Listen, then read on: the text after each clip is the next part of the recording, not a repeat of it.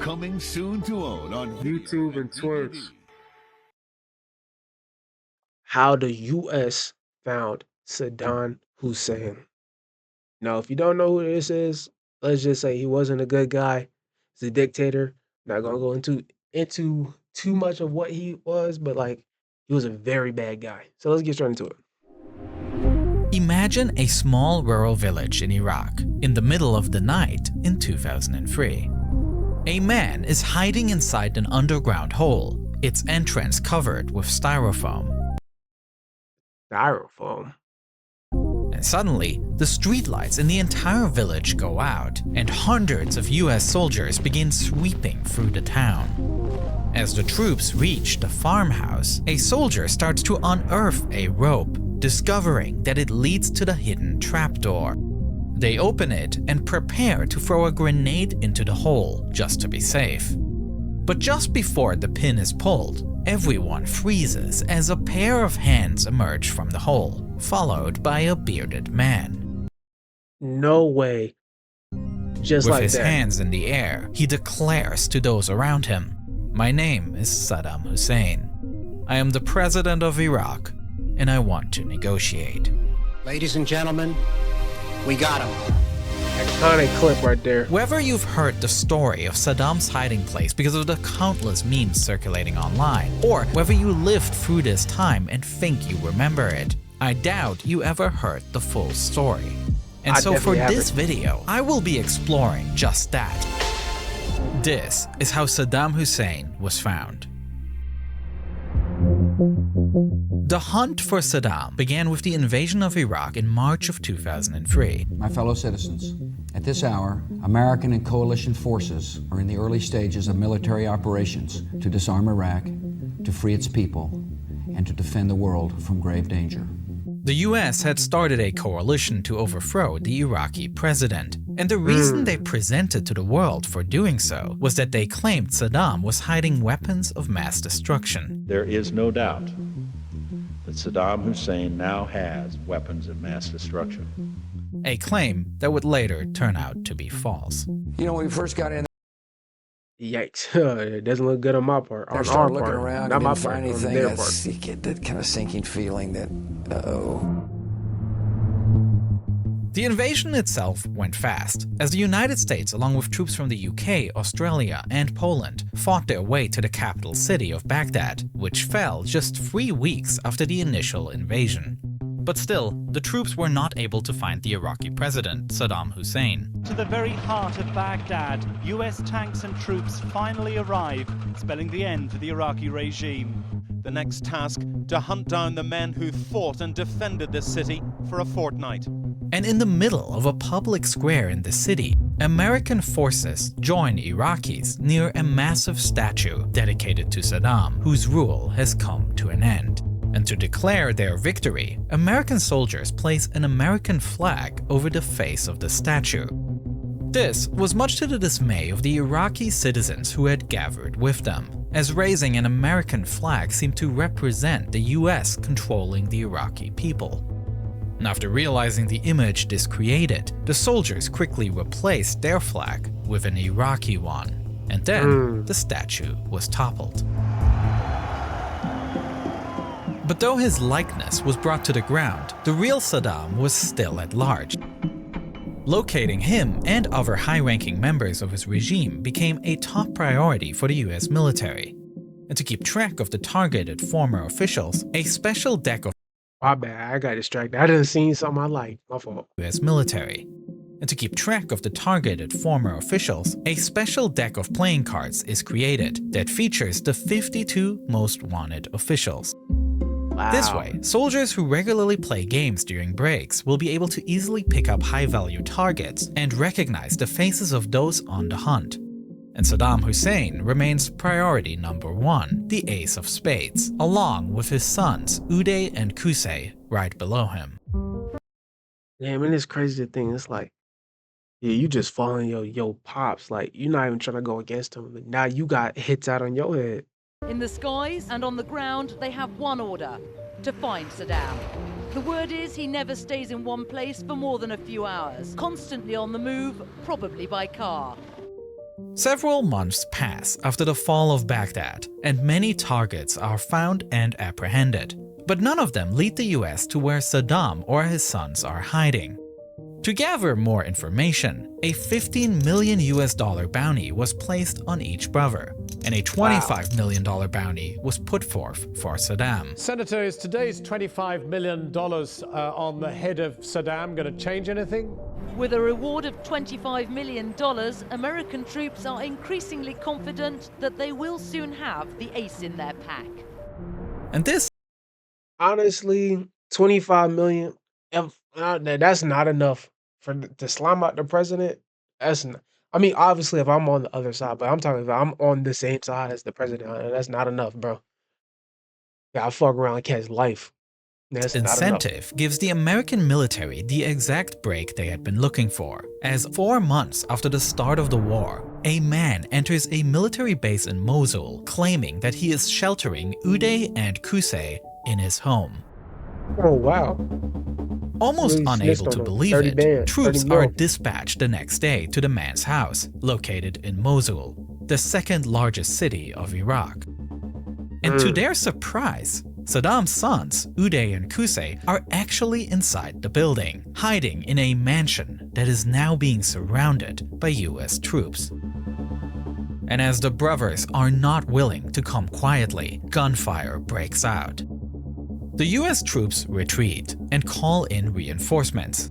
Not only do they get additional manpower, but also a missile strike is called on the house the brothers are hiding in, destroying most of the house. And after the dust is cleared, soldiers are able to enter the house, but the brothers had already been killed. Everybody agrees that it would have been better if the brothers had been captured alive. I would never consider this a failure. Our mission is to find, kill, or capture. I mean, keep it a buck. If they were captured, what do you think they were going to do with them? They wasn't going to put them in a holding cell and let them go in 10 years. I'll tell you Even that. though it is perhaps unlikely his sons would have given any information to the Americans about where Saddam is hiding, with both of them gone, the road to finding him remains unclear.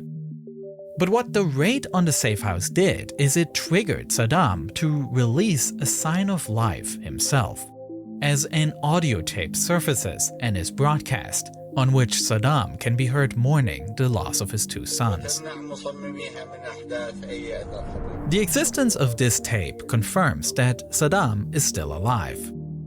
And the other thing this whole situation showed is that the bounty had resulted in someone coming forward and providing helpful information. Secretary Powell today approved the payment of $30 million reward. Ooh, boy, you better move. Yeah, you better move to America. I'll tell you that.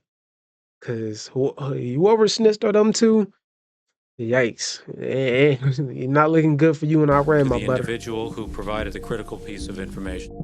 Therefore, the US decides to pay the full reward to the informant, $30 million in addition to being relocated to the United States. Their hope is that once Iraqi citizens see that the US is serious about their bounties, Everybody else starts snitching too. I'm not gonna lie, $25 million. Like, I get we got a 2-for-1 special, but like we going for the big dog. I need more than 25 to potentially fuck over my life. it would encourage more people to step forward with information. We're trying to look for Saddam Hussein. We have his 2 sons and we already took care of them, but we need Saddam Hussein. We're urging the Iraqi people to help us out any way that they can. There's no shortage of information, but with a $25 million reward on offer, much is unreliable. But as the months roll by with many unsuccessful raids to capture Saddam, it begins to seem less and less likely that anyone will come forward. 3 civilians were shot during last night's raid, innocent victims of this frantic search. Yeah, that's one thing I would like to say. Like like Americans like try to paint themselves, oh, we're doing the good thing. That they killed and did a lot of bad things to civilians. Like one thing with like American war history, you can't really hide a lot of the stuff we did. I mean, you can, but to the point where like nobody talks about it. No, you can't hide it. Like it is not like Japan.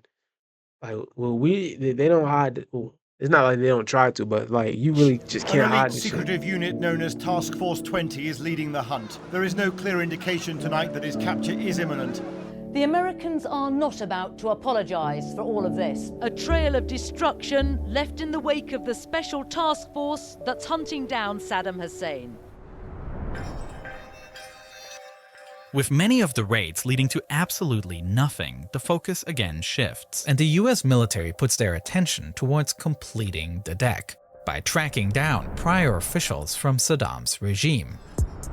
Several high-ranking officials that worked directly under Saddam were captured, with the hope that they might be able to provide information.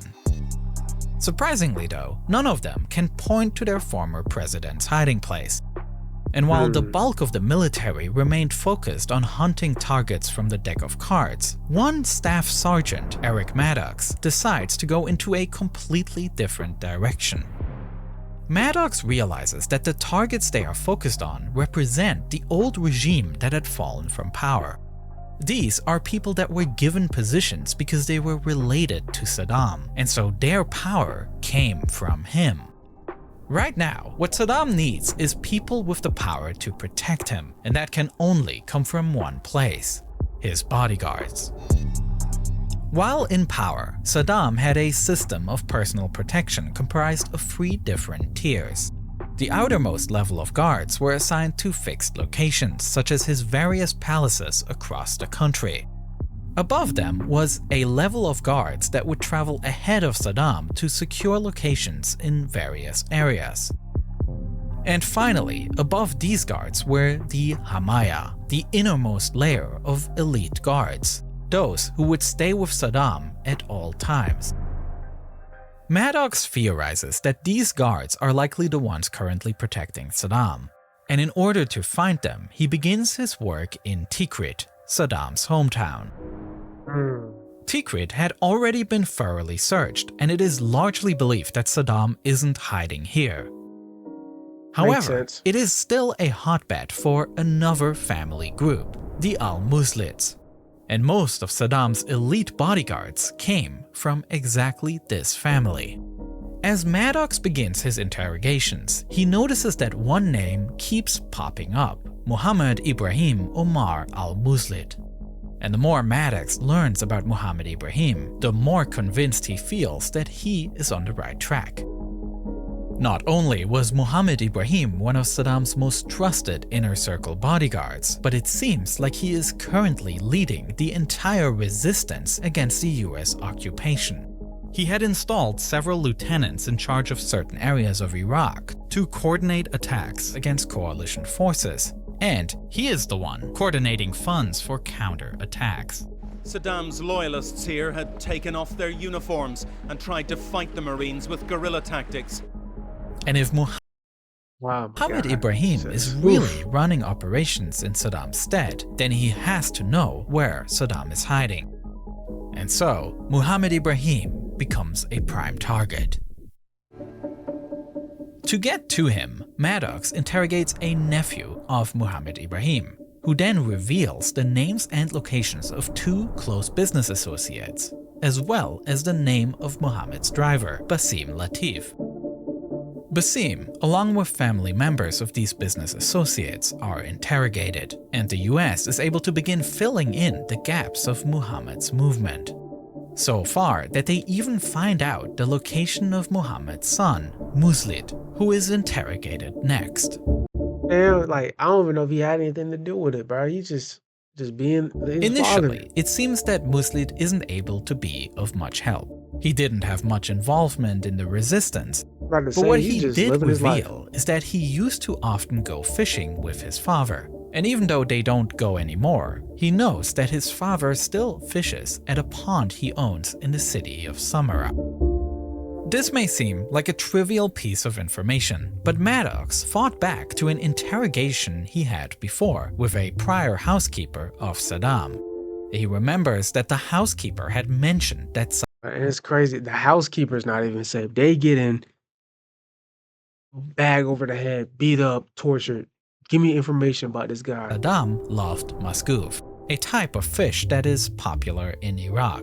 Suddenly, the trail seemed red hot, and Maddox was certain that Muhammad would be able to lead him to Saddam.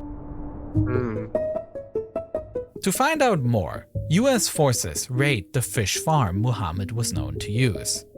2 fishermen were located, but neither of them were Muhammad. And when these fishermen are questioned, Maddox finds out that one of them was a cousin to a lieutenant in the resistance. And the fisherman also mentions an uncle they shared who had a house in Baghdad. Perhaps Muhammad could be hiding there. If so, he would be hiding in plain sight in the Iraqi capital of Baghdad that had been under the control of the US-led coalition for months. But with no better lead to follow, the decision is made to raid the house in Baghdad. When you think about it, what led them here is a series of rather weak links. As US troops are about to raid an apartment of an uncle of a fisherman from a place where the son of the suspect. It is crazy to think, like, you just living life. You the uncle, not even at the shit. You just the uncle. Niggas finna raid your shit. Remembers fishing with his dad. And so, it comes as a surprise to the special forces when inside the apartment they find their suspect. Muhammad Ibrahim Omar al-Muslid is captured. Still, there was no guarantee that Muhammad would be willing to talk. Maddox himself questions him, and he offers him protection for himself and his family.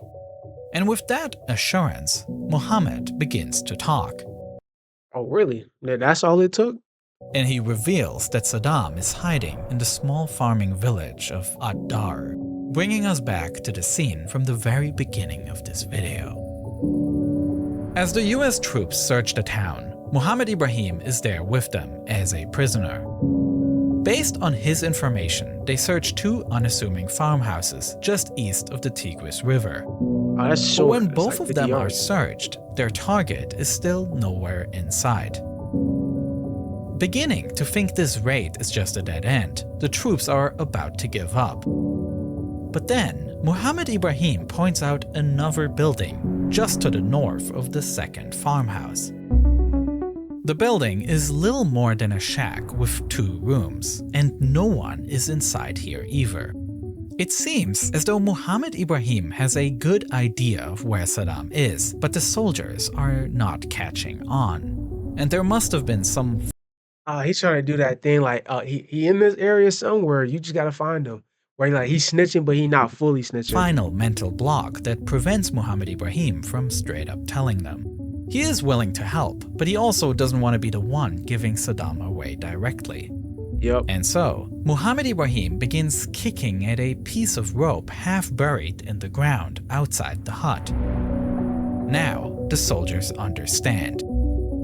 Wait, I just realized they got his full name in the documentary. In this documentary. There's like, I don't know what's the chances that he actually survived after snitching on this nigga. I'm keeping it a buck. They find the trapdoor and Saddam. I also wanted to talk about why was he laying, like, I get like rough times, but he was laying on in a 1-inch box. Like, ladies and gentlemen, we got him. United States military forces captured Saddam Hussein alive. In the history of Iraq, a dark and painful era is over. A hopeful day has arrived. Even though Saddam Hussein was captured, it didn't end the Iraq War. Coalition forces had no exit strategy once Saddam's reign had ended, and instability continued for years as the country struggled to rebuild what the invasion had destroyed. The image of Saddam hiding, though, became one of the most iconic ones in modern history, ingrained not just in the time. But it's like, I wanted to talk about this. I get like time, but if you're going to go underground, If I had to go underground, it wouldn't be no shit like this. I'll tell you that. I'm making sure my shit at least decked out to be nice. Timeline of global events, but also in pop culture. It even became somewhat of a meme, with people that's crazy. Finding Saddam hiding in all kinds of random places. Wikipedia even struggled with vandalism, as Saddam kept hiding in all kinds of random graphs. But this is where it is important to remember that this moment didn't become iconic by itself. After Saddam was captured in this hole, the US military they was making fun of him. Invited lots of journalists to tour his hiding place, ensuring the world saw where Saddam had been cowering. Today, I had the chance to clamber into the tyrant's last hiding place. It's a miserable hiding let me see what's inside that motherfucker, though. Place, particularly for a man who built some of the most ostentatious palaces in the Middle East.